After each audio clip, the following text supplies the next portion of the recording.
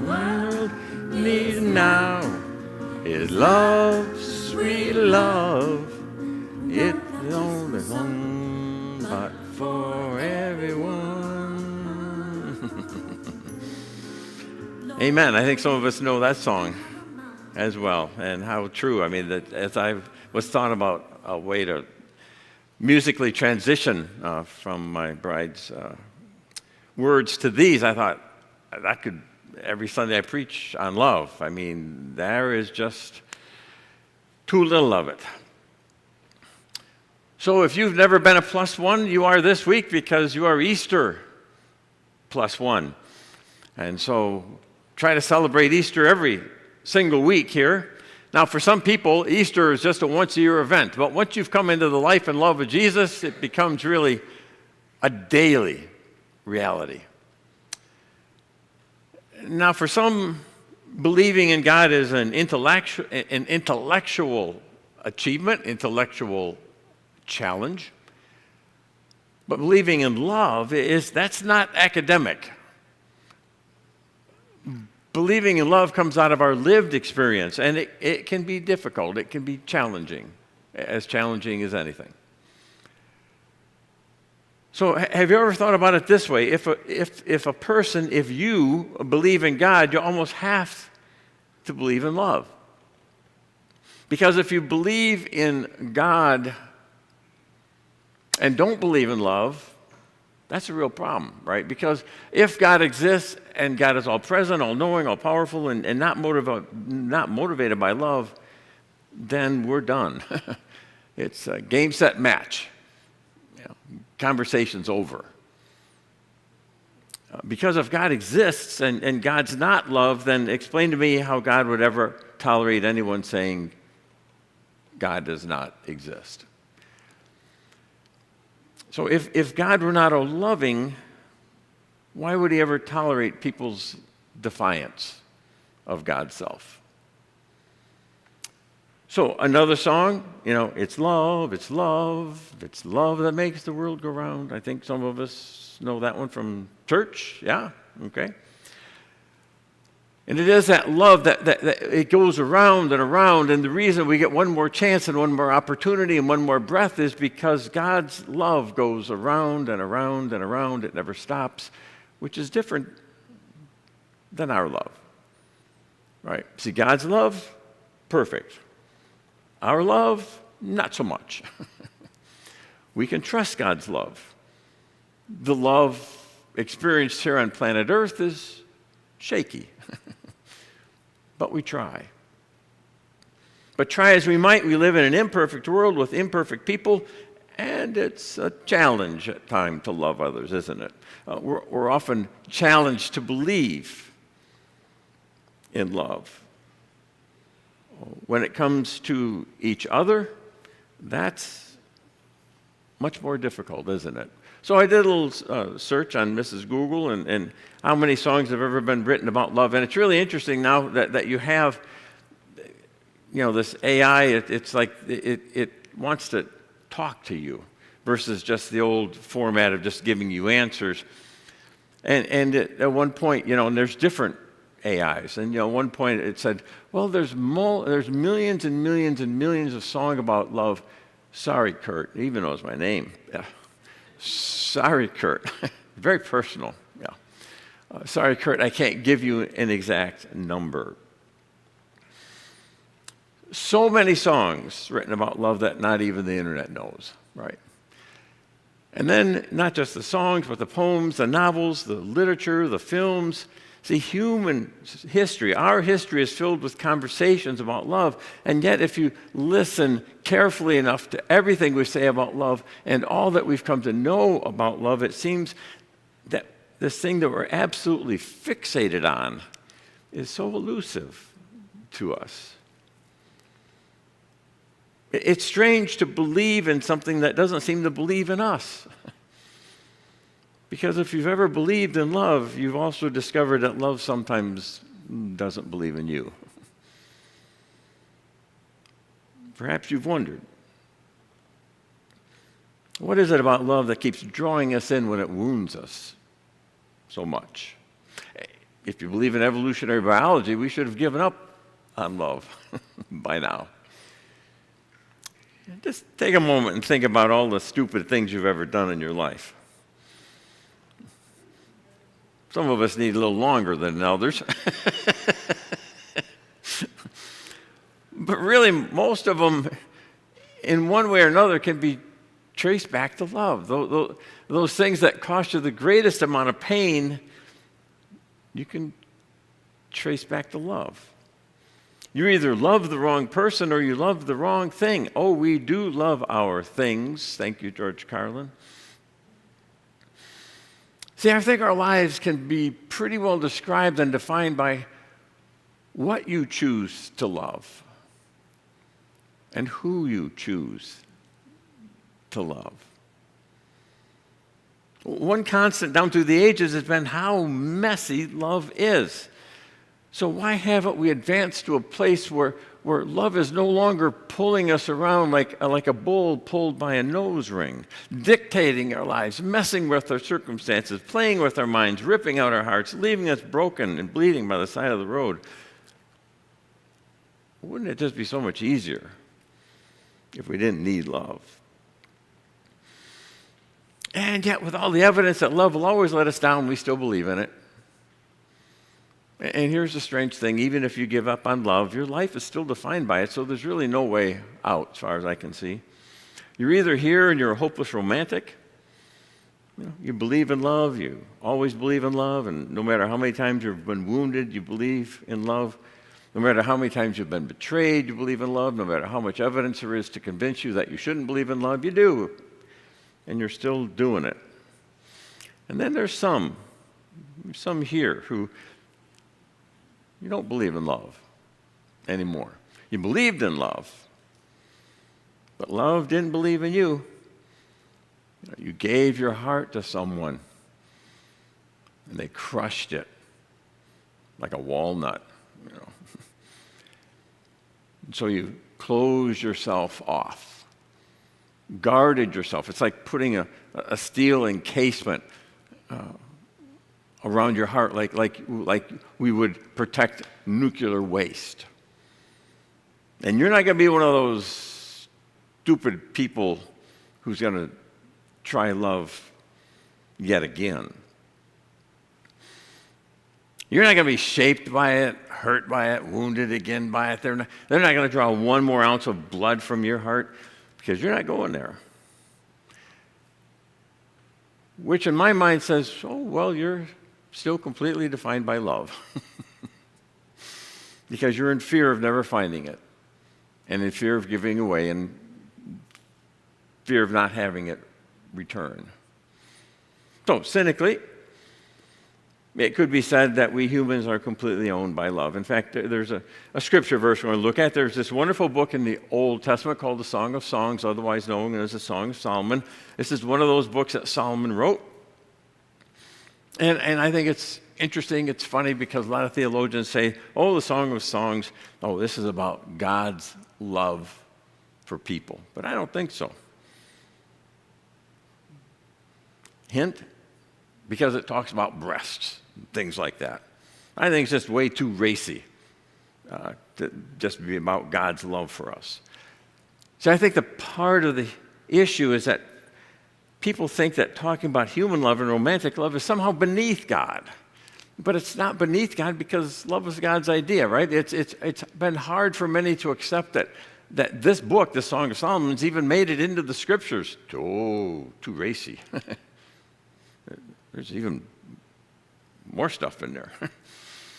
But having been in on creation, God is aware of love matters. God understands it. It defines us. It shapes us, right? But listen to this one verse from the Song of Songs, chapter 8, verse 7, where it says, many waters cannot quench love, nor can rivers drown it. Although we try, if a man tried to buy love with all of his wealth, his offer would be utterly scorned. Solomon's not being a cynic. He's just writing from his own. He's just writing from his own experience. Now, another translation reads like this, and I find it a little easier to understand. Love cannot be drowned by oceans or floods. It cannot be bought. And the offer would be scorned, no matter how great. So Solomon is pointing out that the incredible tension that exists within love. You can't drown out your need for love. There's not enough water in the ocean or the floodwaters to drown out our longing to be loved. And I hope we can agree at this point that it is love that drives us. And there's no better explanation for human activity or experience or the decisions that we make than love. We're driven by it. Even when we don't understand it, we don't trust it. He says there's not enough water in the world to drown out love. You'll always drive you. It'll always consume you. You'll not only long to be loved, but you will long to love. I think there's something equally powerful in us that we not only want to know that someone will love us unconditionally, but we want to know that someone will accept our love. Someone will accept the love we have to give, and that will drive us. But then Solomon goes on to say, but if a man tries to buy love with all his wealth, his offer will be utterly scorned. So here's the dilemma. Nothing can drown out our craving and our longing for love, but all the wealth can't buy it. Now, I don't want to be offensive, but I think we've all seen that picture of the really unattractive old man, terribly overweight, with an attractive 23-year-old woman. Internet made me say that's AI generated. There's no one quite that extreme. A match. Well, we've seen similar situations. A match made in heaven? No, not a match made in heaven. Because you realize that the more money you have, the better looking you are. Because money can buy you a body, but it can't buy you a heart. It can't buy you their heart. All the wealth in the world can't buy you a person's love. It might buy you their time, but it doesn't buy you their love. And so here's the difficult reality. All the things that we have in the world won't buy the love that we crave. Even if we accumulate all the riches of the world, it will not win us someone's love. Now, maybe back in the day you dated that guy or that girl that no matter what you did everything. Dinners, notes, flowers, took them to the games. But you were just buying their time. So you want to better understand yourself? Here's 3 things I suggest. Look at what you love. Look at who you love. And look at how you love. See, I know that there are some among us who were raised in such a combative, loveless home that you became convinced you weren't worthy of love. And because of that, you sold yourself short. Maybe you still do sell yourself short. You underestimate yourself. You devalue yourself. And when that happens, and it often happens, in another song we hear, looking for love in all the wrong places. Yes, Johnny Lee. In the process, we cheapen ourselves. We feign an artificial love because the real love was not a part of your upbringing. So for 3 years, I was a student advisor at Illinois State University. It was, for most people's understanding, it was the resident advisor, but resident advisors always had this tension because they were supposed to be the carer, the counselor, and also kind of the floor police officer. So Illinois State, for a while, separated those two out. And so one floor had the person who did the policing and knock on the door if they smelled something's coming out of the room that shouldn't be smelling. And then my job was the counselor side. It was student advisor. It was an honor. For 3 years, I did that. And that first month was always so hard for me. Because, again, it was my experience. I'm sure it was true for both sides. But what I saw were these, young freshman girls who had just been tamped down and didn't feel, had a chance to express emotions or whatever, and they would just throw themselves at any willing young man. And let me tell you, there was a lot of willing young men. And my heart just grieved. I was able, I talked to some of them, and so often, they came out of a home where they didn't have a good familiar relationship, and so oftentimes it was, as the old saying goes, daddy issues, and so they were trying to make up for something in their life that shouldn't have taken place in the first place. So on the other side of that coin, those who have been hurt, they put up those steel bars that will impede any attempt for love to get in. Now, I wish I could tell you there's a way to love without being hurt, but there's not. But conversely, if you choose not to love, it's like, and I heard this, someone not mine, I heard this, it said if you choose not to love, it's like swallowing acid and then sealing it inside your soul, thinking that somehow you're protecting yourself. See, if you choose not to love, life's journey becomes empty and void. And if you choose to love, you will at times be walking wounded. So those are our two options. Hey, well, welcome to the good news. So which one to embrace? Well, wouldn't it be great to think, well, once you've been driven by love, you'll never have pain again. Well, tell Jesus that, right? Because his love drove him to a tree and left him wounded and broken. And so we know even from the life of Jesus that love brings wounds, but only from those wounds can healing take place. We are creatures driven by love because we were created out of love, right? For God so loved the world. If God is love, then we're created in God's image, and that makes sense because we're driven by love. So as Betsy read that beautiful passage in Colossians chapter 3, puts a slightly different spin on it. So I'm just going to read the first half of verse 14, where Paul writes, above all, clothe yourself with love. Now, some think this is in a reference maybe back to the book of Genesis, where they clothed themselves after having their fall.